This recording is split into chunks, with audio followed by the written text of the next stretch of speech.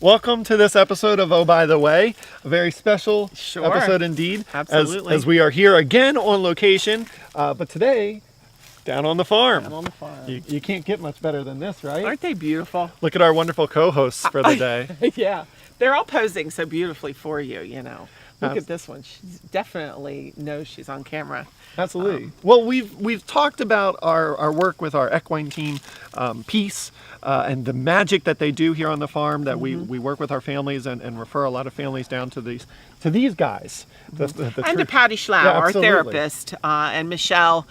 They work beautifully with the families. So. And it's so hard for us to tell everyone how they do, what that looks like. So we knew when we were going to do another season of Oh By The Way, we had to bring the episode down here. Yeah, there was no question that we had to find the right day, and it is a beautiful day.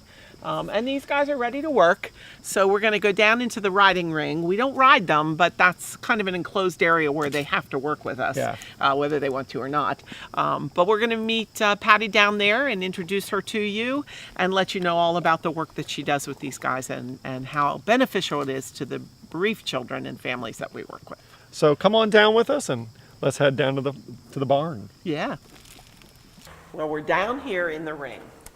We've left the field and we're down here in the ring. This is Patty Slough and Michelle Schraff, and they are equine specialists. When a child comes to Olivia's house that's been traumatized, we oftentimes need to teach them how to trust the world again, and these are just the people to do it. Oftentimes we send families, and when they're done with their 8 weeks with you, sometimes they don't even think they need to come back to us anymore and go through Hearts Can Heal. But it is a really wonderful opportunity for us to do some one-on work with these beautiful ladies and all of the wonderful horses you have here on the farm, the big ones and the little minis. Yeah. But more than anything, it is all about trust, and it's all about making sure that the families learn that the world's going to be safe again. As you can see, they love to participate and they love to work, and so they're already at work. What would you interpret as this kind of move right here, Patty? Well, it's kind of just what you said. Yeah. They want to be involved. They want to be part. They're herd animals, and just like working with families, they like to be part of things, just like our families want to be part and whole again. So they're always interested. They're always curious. That's kind of their nature. They always show up, don't they? They do. That's the word we use, Michelle. They're our facilitators. Yeah. They really are. What would you say to families that would say, but I'm afraid of horses. They're really big and they can step on my feet. What would you say? Well, that's part of this therapeutic experience, is kind of understanding that these are very autonomous beings.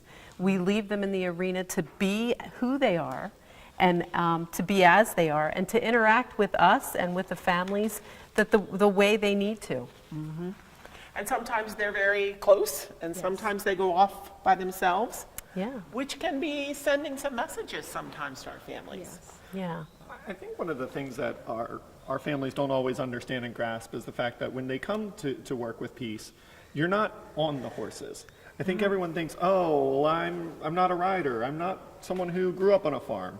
And we're constantly having to say, no, you're not on the horses. Can you tell us a little bit about like the Ecollar Model and why it is that way in the sense of not horseback riding? Yeah. Well, both Michelle and I are advanced certified with Ecollar.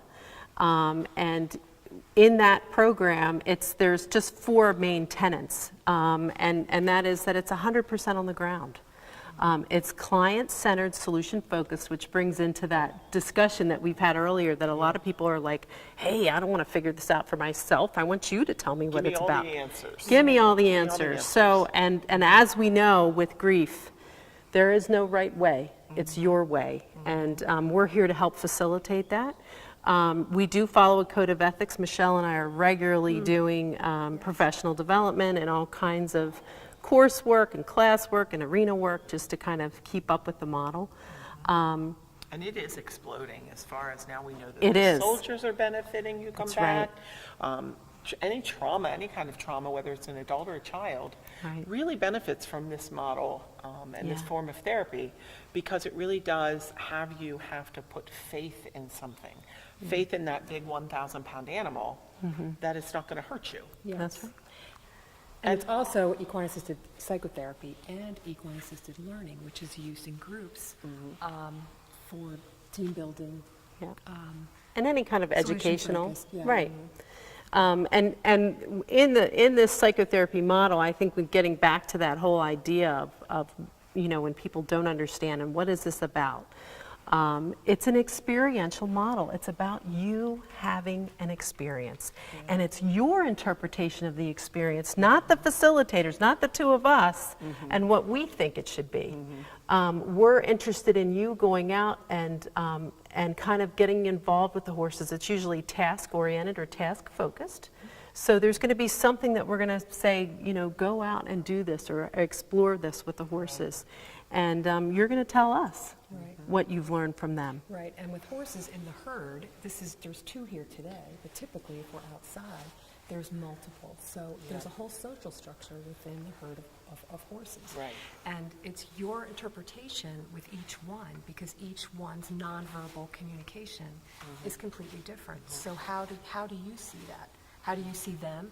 How do you see yourself interacting with them? And what can I learn from that experience? How do they make you feel when you're Yes. with them? Yes. Yeah. And I love some of the interpretations you've had, because even though the families and the kids are interpreting things, you also have your own interpretations of what you're seeing, because you step Absolutely. back pretty much out of the ring once you give them a direction on what to do with the horses. Yeah.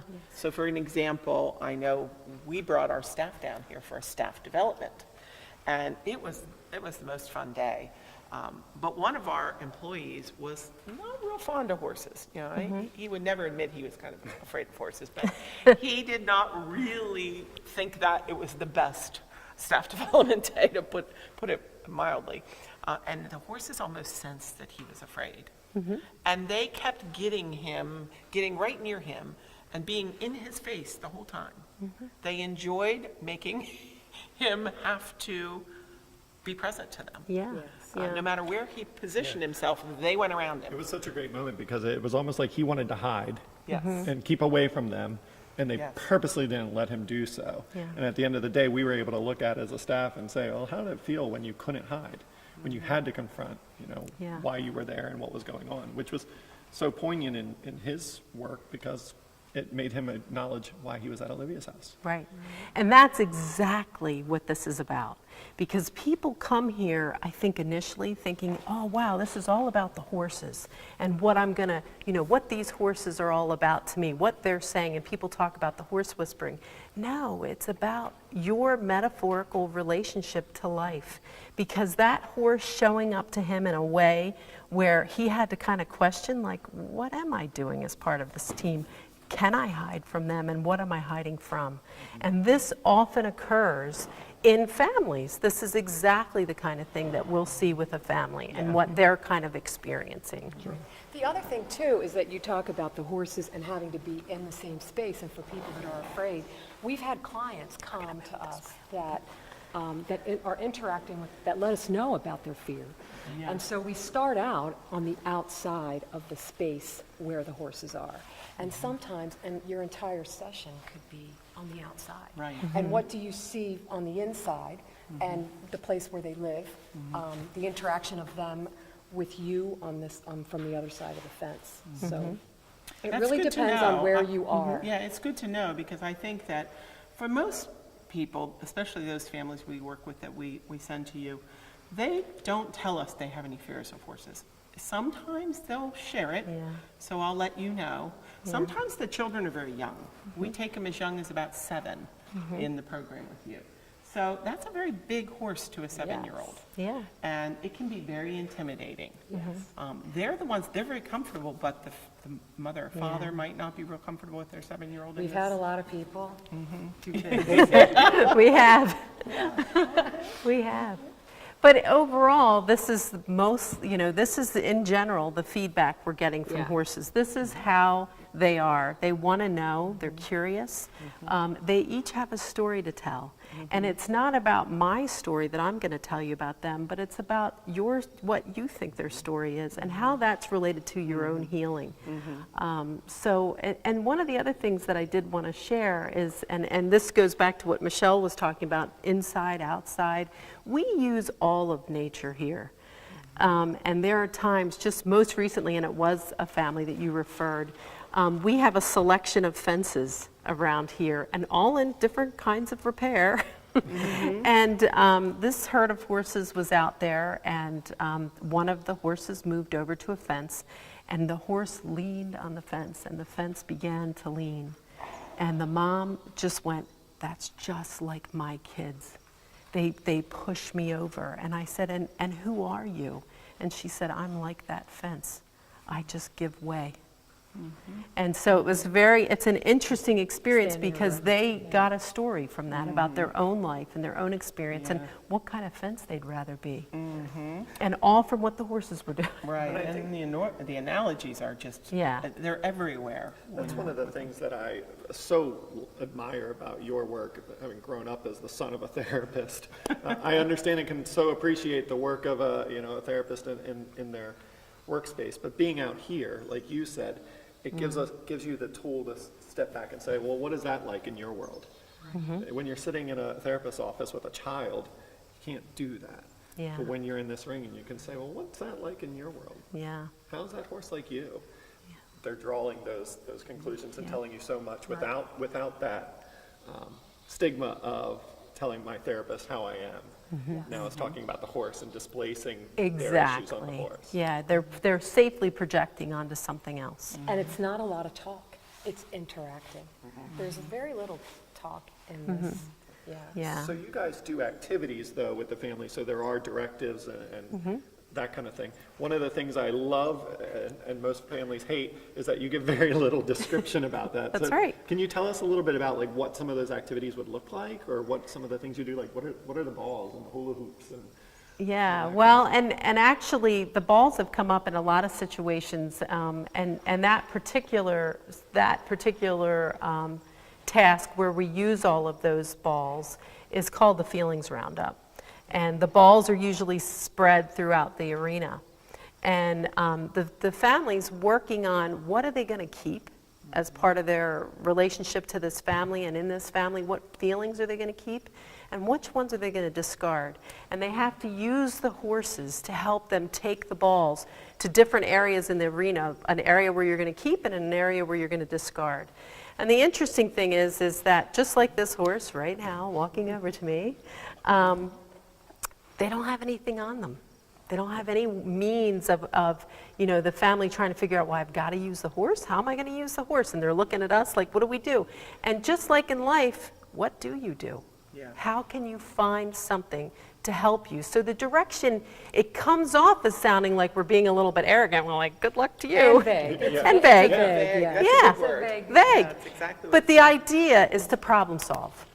And the little kids are always the greatest because the little kids look around and they're looking for anything that'll help them. And they'll see the halters or they'll see the lead lines or they'll see a hula hoop and they'll say, you know what, I'll put this on the horse. And mom, dad, and they come up with a plan of which ones they're going to pick up and how they're going to get the horse to help them carry the balls to either one of those places. So it's all about that experience, the problem solving. It's not about accomplishing the task. It's about all the stuff in between. And I often say to the families whenever we refer them here, I'll say, it's really about learning how to communicate. I think the number one lesson and takeaway from any family that comes to be with you is that they learn how to communicate with one another again, because when death happens, communication breaks down. Yeah. You know, I go to my part of the house and I cry quietly so you don't hear me because I don't want to upset you. And I'm going to go talk to my friends as a teenager so I don't upset you. And it's really, everybody's off in their own place, communicating differently and not effectively anymore. So bringing them to see you, oftentimes I'll refer when I hear from the families in the intake, we aren't communicating anymore. Or he's not talking to me, he's holding everything in, and I know he feels something, but I don't know how to get it out of him, and they're not saying anything, and they're not crying. And so I'll say, you know what, we just need to do some equine work, I think, because these guys teach how to communicate. Right, and right now, what's this horse communicating? I want to be on camera. And a lot of times, that's what happens. A horse will just walk in, and what is that? And they'll say, well, they'll ask us, well, what's it doing? Well, honestly, what it means to me is not what it means to Patty, certainly. horse. And what does it mean to you as the client? Yeah. Because to Patty, he might be just bugging in, Right. versus as opposed to me in the filming side of things, I'm like, oh, he's part of the conversation. There you go. He's Yeah. joining, as opposed to a negative versus a And positive. right, and there's another one that's coming up. Right. Right. And I think that's the other thing to say about what we, even this, because this is just a different view and a different look, and how the family might see or interpret that. But even in the middle of an activity, we may have had the greatest activity planned, and then something like this happens. And this is really where all the action is. Yeah. Because this is telling them something about what's happening in their family, in their life, and this is where we stay. So we try to stay very present with them and what's occurring with the horses. So it's not always, even though we have activities, we always tell people, you know what, we work on the fly. Ecollar Model is staying with the client's story, and right now, there's something even in this story that we're telling to your To share. community. To Yeah, all of you. Yeah. That's right, to share. It's funny, at Olivia's House Hanover, we have a room decorated in honor of our equine team. Yeah. And beautiful horse mural done by Charlotte Ely. And on one wall, there are 3 horses, almost like a mama, a papa, and a baby. And the baby's looking under the fence, like, will you guys want? And for a while, when she was over there, not participating, not engaging, and this one was, let me have the camera, let me see what's going on, totally engaging with lots of energy. It reminded me of the dichotomy of that mural, because on the other wall, there's horses kicking and running and in a field just free and full of energy. Yeah. And there is a real difference between the kids that we send you. Bereaved children have a different energy. Yeah. And the horses are trying to size that up the whole time. And I find that to be fascinating when they work with them. Yeah. Yeah, One of that's, the other components that I love that I think is very refreshing about your work and your model is that it's not that Freudian long-term lifetime Yeah. kind of work. Yeah. Can you speak a little bit about what the average kind of expanse is? Short-term, Yeah. solution-focused. yeah. So we do a traditional intake, okay? So because that's the other thing we want to say, we take some insurances. So we do take a traditional intake. It is coded so that I can bill for insurance in a lot of situations. And what that involves at intake is some goals. What are they here for? And what are they here for as individuals, and what are they here for as a family? So that's kind of the place where we work from, is that goal setting. And often, and there are times we've had folks come 3-4 times and they really feel like they've kind of made some progress in their family. In general, with most of Olivia's House clients, we do about 8 sessions. But we've seen it even happen quicker than that. 3, 4, and then sometimes clients want to spread it out. Yeah. So they come the first 3 within, a Week month, apart, right, a yeah. week apart, and then it's a space out. It's live your life, Check You know, back in. check when- back in in. when you're feeling like you need to come back. Yeah. And we've had that happen, especially since we've had kind of a longevity with you. We've had people call us later down the road and say, hey, I just need to come in and check in with the horses. And also, we use a lot of different modalities here. We don't only use the experiential model in the horses, we do some mindfulness work. So we're teaching people how to find their breath again, how to stand on the ground again, how to, even using the horses to find your breath and be still and know what that's like when the upset comes up. How can I get myself grounded again? We're talking about being still. Yeah, There is no better model than right, this beautiful girl. She knows how to stand still. yeah. Well, we often say, probably wrongly, but we always say our equine team because we so love you guys and consider you consider you an extension of Olivia's house. But I guess for all of our watchers and viewers, we should explain. P.E.A.C.E is its own company. Entity, yep. So if you're interested in some equine work or some therapy of that sort, some non-traditional Yeah. work, and you would want to get in touch with Patty and her team at P.E.A.C.E, how would they get in touch with you? Well, I have a website, so they can contact me through our email, patty@peacellc.org, or they could call me on the phone, which is 717-873-1836. And our website is www.peacellc.org. Great. And as well, you can always call us and say, hey, what's going on with the P.E.A.C.E crew? I want to go play with the horses. And we could always get you in touch with Patty as well. Woo, there you go. There's a close-up. Wanting to come and play. Well, we're really grateful that you allowed us to come down and meet the girls and be with them for a little bit and to be able to showcase you and the work that you do for Olivia's house. So thank you for having us. Well, Thank thank you. you. Thank you for sharing what we That's do. right. You have incredible work. You have incredible results. Every time we get your case notes or we hear what's going on down here, it blows my mind. I'm always telling all of my friends, you couldn't believe what happens and how it happens in so many regards, so many different things, even just the environments of it all. So kudos to you in this mission. Yeah. That being said, we always have to say, Thank you, Sarah Hospice Foundation, for making this possible. our sponsor of season 2 of Oh, by the way, so thank you, Sarah Hospice Foundation. And We'll see you soon. until then.